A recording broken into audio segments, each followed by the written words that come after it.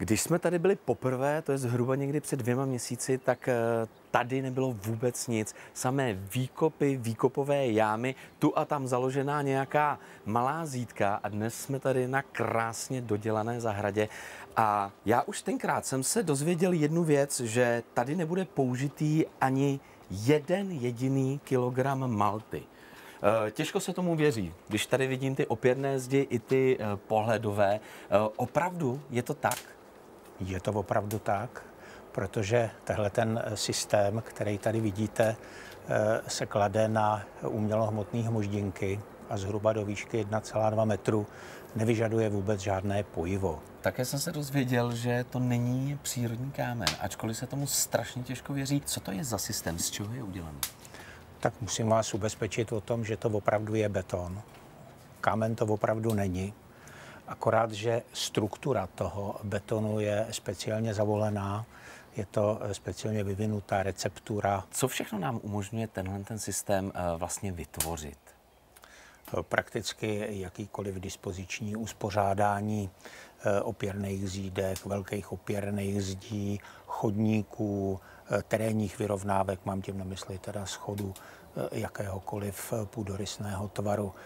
Ten systém dovoluje vedle pravoúhlejch zdí, které tady vidíte, dovoluje zakřivený půdorysy, ať už teda zakřivený konvexně nebo konkávně.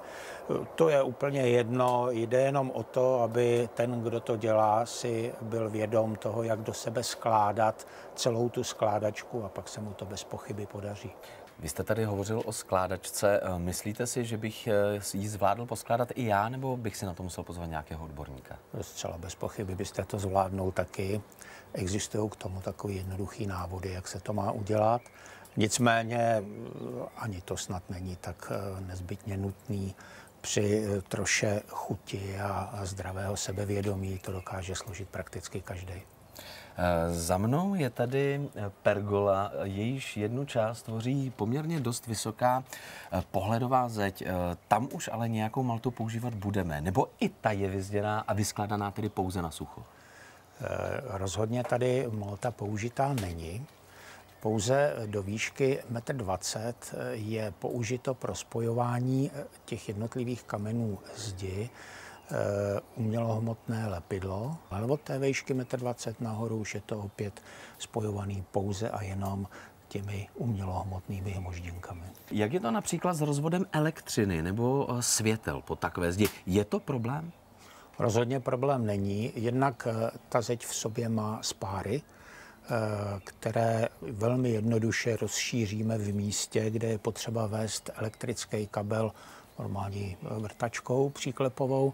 Tam, kde je potřeba zadělat zásuvky, vypínače, no, tak tam použijeme normální příklepovou vrtačku, uděláme si jádrovým vývrtem díru pro osazení krabice, krz potom malou dírku pro protažení elektrického kabelu.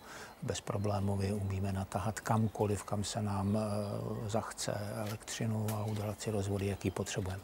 My celou tuhle zahradu máme laděnou do takové pískovcové růžové. Jsem omezen pouze na tuhle barvu, anebo má možnost vybírat si?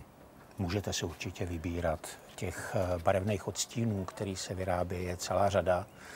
A podle toho, jak máte celkem zahradu architektonicky řešenou, hlavně potom, jak vypadají navazující objekty, tak si můžete barevně vybrat to, co se k tomu opravdu hodí.